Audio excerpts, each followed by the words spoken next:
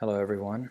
I have a limited amount of time to unpack a number of concepts that I want to present about Donald Trump's media strategy. So I'm going to begin right away. My name is Fouad Oveisy, and I want to begin my short representation of this account with a short story of my one-time Uber driver, which we can call Jody, who drove me from my residence in Irvine in California to a hospital in Santa Ana on a day I was not feeling too well.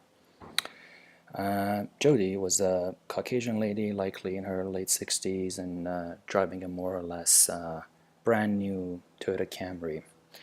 And Jody's first comment upon my getting in the car was, "Oh, I don't often come down to the ghettos to pick up customers." I asked Jody where she lived, and she mentioned the name of an upscale beach town, which was a 15-minute drive away from my neighborhood, which is near the University Hills, and which, even though it's not an upscale area by any means, it is certainly considered upper middle class by Orange County standards. Jody then asked how I was doing that day and how I was doing in general, and I mentioned that I was feeling unwell and that day and that life in general was pretty shitty, and particularly so in this historical moment. Now, taking my comment as an invitation to feel comfortable and open up, I suppose, Jody began to tell me her life story, and the long story short, she was deeply unhappy. Jody and her husband, both retired at this point, drove 120 hours every week between them, that is driving for Uber to make ends meet, and that is driving for that long through Southern California's traffic and in a state troubled with a number of deep ecological crises. Jody was also worried about the presidential elections. She was going to vote for Donald Trump, but she was afraid that his victory meant losing the Obamacare coverage that allowed her husband to save close to $1,000 every month on his insurance copay. She mentioned that Trump's election would likely spell the ruin of their finances, and that it was a sacrifice, but that it was a sacrifice that needed to be made because the country, and that's, in her words, was headed in the wrong direction.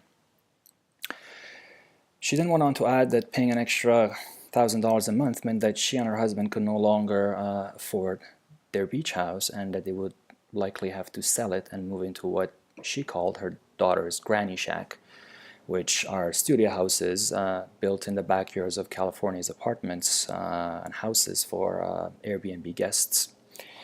She also added that they were in competition with her in-laws, who were also unable to afford a place of their own for that granny shack. Before she burst into tears, because losing the studio to her son-in-law's parents meant that she and her husband would have to live out the rest of their lives in an elderly care facility. And she had worked as an elderly care nurse in her previous life, and the very thought of becoming one of those people she had served once terrified her. It was at this point that we arrived at the hospital. Now, what stayed with me from Jody and her story was its peculiar breed of ignorance, I would say, intimidated. That is, she was intimidated by having to drive a Middle Eastern man around just to survive, but at the same time, she was willing to move into a granny shack and possibly into an elderly care residence just to ensure that Donald Trump saves America and makes it great again. So it's deeply unselfish and clearly not a story of banal racism or brute greed, but it's a story about inarticulate demands for social justice, or more accurately, a story about articulating a demand for social justice through a lacking political language. I mentioned this story because I believe that we all agree that Donald Trump does not speak what is on people's minds, but that he articulates the legitimate demands and frustrations of Americans for them, that is, on their behalf. In fact, Americans from all walks of life are well aware of being shortchanged by the system on a daily basis. But I say that they are not equipped with the political language to articulate their underprivileges and unfreedoms. And it is in the face of these problems that corrupt unions, the divided left, and the defunded and demoralized American educational system have proven largely incapable of equipping these people, us that is in general, with tools and narratives for intersectional collective organization and mobilization. Now, in this political void, Donald Trump's nativist narrative poses an alternative articulation to the anti-Wall Street slogans of the likes of Bernie Sanders, another politician who plumbs the historical depths of the same well of disillusionments with the establishment. And although critics from all over the political map are well aware of this glaring gap in emancipatory narratives, I argue that their analysis of Trump's alternative language and media strategy remains insufficient on various levels. For example, critics such as Cornel West, who argue for opposing and resisting Trump through a campaign of facts and truth discourses, underestimate the spectacular nature of his power. Because holding Trump accountable to his words or to the existing laws and norms is impossible precisely because he is mandated by people to oppose the established new liberal narratives and modes of accountability. That is, Trump is a loose cannon because that is precisely what is expected of a man who occupies the place of the gap in social justice narratives. This is why Walter Benjamin identifies the savvy modern sovereign as the one who, in times of crisis, successfully represents the figure of the unpredictable. That is, Trump's performed unpredictability appeals to the destitute by portraying him as the one above and beyond the existing relationships, relations of power and constraints of history, and so as the only one that is unrestrained enough to be able to finally drain the swamp. In fact, the more facts and truths are offered against Trump, the more miraculous his eventual accomplishments will appear. And Trump is well aware of the potential of this spectacular game. And he used it from the very beginning to set himself apart from Hillary Clinton's somber message. What is more, Trump's unpredictability appeals to the powerful because in the long run, and by underlining the spectacular efficiency of autocracy, it works to undermine the public trust in institutions of democracy. And this growing distrust will in turn only justify the delegation of increasing political powers to the autocrat. More critically, if successful, the autocrat's brutal practices of pragmatism will assume a guise of moral and historical inevitability, and the autocrat can in turn exploit this aura of invincibility to further popularize and trivialize the image of democratic politics and to discredit historical observers and the narratives of social justice movements. It is important to note that this analysis of the public reaction to Trump does not amount to some form of psychologism, but quite the contrary. That is, it is because the majority of the American constituency finds itself entangled in historical relationship and consequences that it can neither identify nor loosen, that Trump's aesthetic brand of politics appears as capable of breaching the web of history and the status quo. And it's here that this transfer of catchy corporate lingo, like getting things done and steering the ship from the backstage of a show like The Apprentice to the official scene of U.S. politics,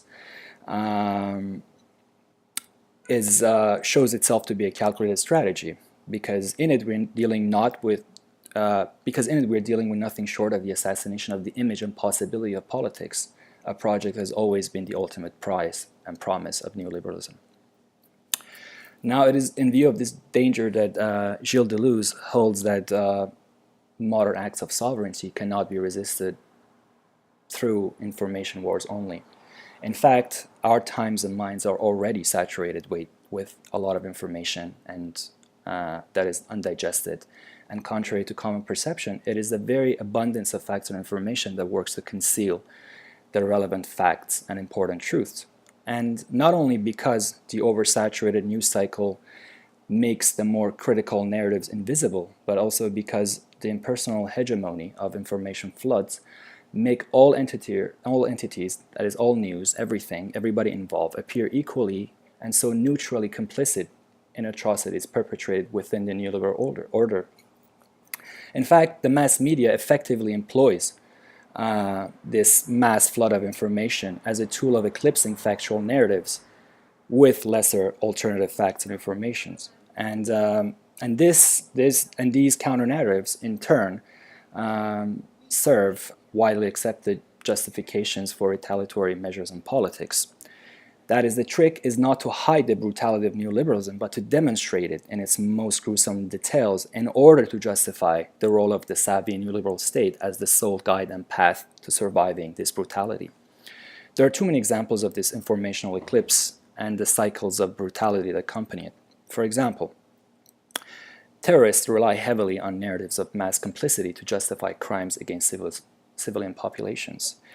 The Syrian government justifies its war crimes through an anti-interventionist narrative that really works to conceal the intervention of Assad's Russian, Iranian, and Lebanese allies. Or, most importantly, during the presidential debates, Donald Trump justified his own corruption by cunningly, but yet correctly, pointing out the terms of Hillary's own corruption. Indeed, airing the establishment dirty laundry for the first time on national TV was Trump's single most unpredictable and so effective move. He made himself appear as the bad karma of the establishment, its destroyer. And so demographics that are tied down to the evil of existing and established facts may very well prefer the liberating chaos of alternative truths. Now, this relentless bombardment of information also relies on a politics of pure image, one that is without the necessary supplemental narratives and contexts and histories. This form of imagery provides impetus to ahistorical narratives and allows the bombarded observer to take the supremacy of his class, racial, and cultural status for granted. For example, the popular conception of all Muslims as religious extremists finds context only in the decontextualized image of a brown person fleeing wars and bombs, an image without the histories of colonialism, imperialism, and interventionism that gave rise to the present plight of the brown person and the people that look like him. In fact, I suggest that the average neoliberal citizen has grown entirely forgetful of the historical narratives that inform the economic and cultural hegemony of the West. It has forgotten that all liberal values held in high esteem, such as human rights, were not seamlessly inherited from Western modernity, but rather demanded and extracted from the European male through the hard toil and sacrifices of anti-apartheid, anti-colonial, anti-patriarchal social movements, and those living in and outside the margins of Europe. That is, the average Westerner has come to take the historical accumulation of his current privileges for granted, and more dangerously, to view them as markers of his own cultural and racial supremacy. And because of this historical short-sightedness, Western democracies have grown prone to democratic complacency and to giving free rein to the rise of autocracy. Indeed, the latency of this historical forgetfulness is exemplified by the political and electoral lethargy that made the rise of Trump possible in the first place. And needless to say, this lethargy is sustained through the overproduction of an idealized and radical image of Western hegemony, an image that is contrasted on a daily basis in the mass media to the miseries of the people from the rest of the world. Now, it is also important to add that this critical view of the valorization of information does not work to minimize the effects of propaganda and the manufacturing of consent. Rather, it actually highlights the manner in which the true potential of truth narratives can be manipulated and released by the state. As for those critics, those other ones that are waiting for Trump's big mistake to make him leave the office, they also equally underestimate the spectacular nature of his political power. Now, back to Walter Benjamin, he identifies the modern aspect of the political mob as its faithful capacity. The modern aspect of new technology as its faithful capacity for lumping of this very different individuals together. That is, for bringing together in one galvanized, spontaneous group demographics that share divergent sets of political and economic interests. In our times, the social media, in addition to disseminating information, also works to give a unified face to the demands and concerns of various antagonistic social groups. For example, social media trends aggregate the voices of pro-Trump LGBTQ communities that are frightened by the threat of radical Islam, and also pro-Trump conservative Christians that are frightened by the threat of LGBT communities. And likewise, the overlapping support base for Bernie Sanders and Donald Trump under the hashtag anti-establishment should be viewed from the perspective of this compounding, aggregating, lumping effect. In other words, Trump's one big mistake will likely only reconfigure and not significantly decompose Trump's media-savvy support base. Once again, it is important to add that this technological understanding of the political mob does not reduce the concrete nature of the legitimate frustrations vented by various American groups, but rather demonstrates the way in which contemporary political demands are perverted despite their sincerity. Trump, who is an expert rhetoric and media man, is very well aware of this perverting power. Indeed, very early in his campaign, he made a point of the fact that he could shoot somebody in the middle of the Times Square and not lose any voters. Donald Trump has assumed the face of a growing backlash against the status quo, a return of history whose scope and focus is wider and more specific than Trump's administration and support base, and in fact encompasses and represents emerging sentiments all over the world. I have discussed some of these deep historical forces in the original article from which what I just read was extracted, and you can find that on my personal weblog. I guess that is it. Thank you for listening, and I look forward to your questions.